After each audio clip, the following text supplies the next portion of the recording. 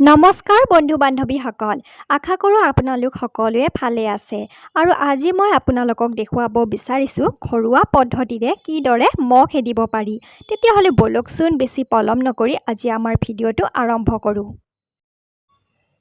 ইয়াৰ বাবে আমাক লাগিব কেইটুকুৰামান নহৰু আৰু নহৰুখিনি অকণমান আমি বটি লৈ ল'ম আৰু ইয়াৰ পিছত লাগিব এটুকুৰা কৰ্পূৰ কৰ্পূৰটো আপোনালোকে নিজৰ আন্দাজমতে ল'ব পাৰে আৰু মই ইয়াত অলপমান কৰ্পূৰ লৈছোঁ আৰু কৰ্পূৰখিনিও ভালদৰে গুড়ি কৰি লৈছোঁ ইয়াৰ পিছত লাগিব আমাক এটা চাকি আৰু চাকিটোত অকণমান তেল দিম আৰু চাকিটোৰ বাবে শলিতাডাল আমি ৰেডি কৰি লৈ ল'ব লাগিব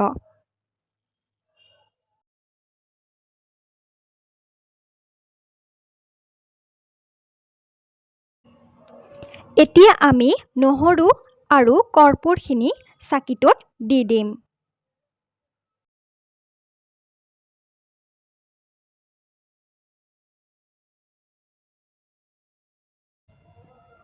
এতিয়া নহৰু আৰু কৰ্পূৰখিনি ভালদৰে মিক্স কৰি দি দিম ইয়াৰ পিছত আপোনালোকে চাকিটো জ্বলাই দিব আৰু যেতিয়াই আপোনালোকৰ ঘৰত বেছিকৈ মহ ওলায় তেতিয়া আপোনালোকে এনেদৰে চাকি এটা জ্বলাই ঘৰৰ ভিতৰত থৈ দিব আৰু যেতিয়া ইয়াৰ গন্ধ চাৰিওফালে বিয়পি পৰিব তেতিয়া দেখিব এটা মহ নাইকিয়া হ'ব আৰু মই এই পদ্ধতিটো খুবেই ফ'ল' কৰোঁ যেতিয়া আমাৰ ঘৰত বেছিকৈ মহ ওলায় তেতিয়াই মই এনেকৈ চাকিটো জ্বলাই থৈ দিওঁ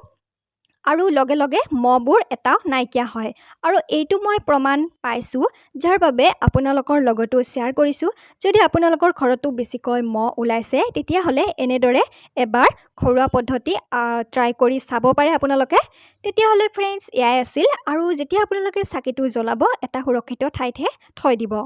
তেতিয়াহ'লে ফ্ৰেণ্ডছ এয়াই আজিৰ ভিডিঅ'টো আশা কৰোঁ ভিডিঅ'টো চাই আপোনালোকে ভাল পালে